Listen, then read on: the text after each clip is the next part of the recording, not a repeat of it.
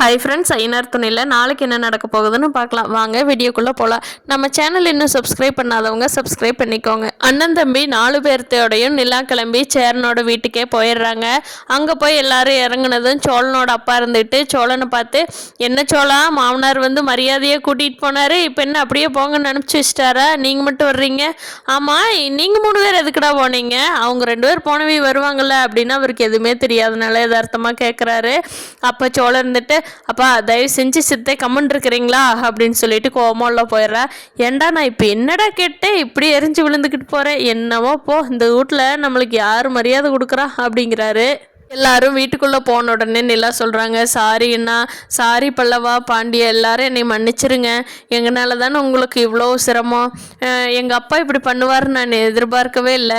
எங்கள் வீட்டில் என் முன்னாடி சோழனை நல்லபடியாக தான் பார்த்துக்கிட்டாங்க, நான் அதை நம்பி ஏமாந்துட்டேன். அவங்க எல்லாருமே நடிச்சிருக்காங்க, பைத்தியமாட்டு நான் இருந்திருக்கேன். அவங்க சொல்கிறது எல்லாமே நம்பிக்கிட்டு எல்லாரும் என்னை தயவு செஞ்சு மன்னிச்சிருங்க அப்படின்னு சொல்லி கேட்குறாங்க. அதுக்கு சரண், ஏம்மா நீ என்னம்மா பண்ணுவேன், ஒன்றும் பிரச்சனை இல்லைம்மா, இப்போ தெரிஞ்சுக்கிச்சு உண்மையான முகம், அது பரவாயில்லம்மா, நாங்கள் கஷ்டப்பட்டாலும் உனக்கு உண்மை தெரிஞ்சிருச்சல்லம்மா அப்படின்னு சொல்லி சொல்கிறாங்க. சாரிங்க, எல்லாரும் என்னை மன்னிச்சிருங்க அப்படின்னு சொல்லி நிலா எல்லாத்துக்கிட்டும் மன்னிப்பு கேட்டுட்டு ரொம்ப மனசு கஷ்டமாக இருக்குது. அவங்க ரூம்குள்ளே போய்க்கிறாங்க. இப்போ பாண்டியனும் சேரணும்னு சொல்கிறாங்க, டே அவங்களுக்கு இன்டர்வியூலாம் இருக்குதுன்னு சொன்னியல்லடா, அந்த வேலையை பாரு சோழா, நீ லேட் பண்ணாத, எப்போ டேட்டு என்னங்கிறத பார்த்து கூட்டிகிட்டு போ நிலாவை, நிலா இப்படி வீட்டில் இருக்க வேண்டாம் அப்படின்னு சொல்லி சேரன் என்ன சொல்கிறாங்க சோழன்கிட்ட. சரிண்ணே நான் பார்த்துக்கிறேன், எனக்கு ஃபோனில் மெசேஜ் இருக்குது, நான் பார்த்துக்கிறேன் அப்படின்னு சொல்கிறாங்க சோழன். பாண்டியனோட ஃபோனு கீழே தூக்கி எறிஞ்சதில் ஃபோன் சுவிட்ச் ஆஃப் ஆகி வேலை ஒர்க் ஆகாதனால அதை வேலை பார்க்குறக்காக ஃபோன் கடையில் கொடுத்துட்டு பாண்டியன் வந்து கடைக்கு வண்டி ரிப்பேர் பார்க்குறக்காக கடைக்கு வந்துட்டா.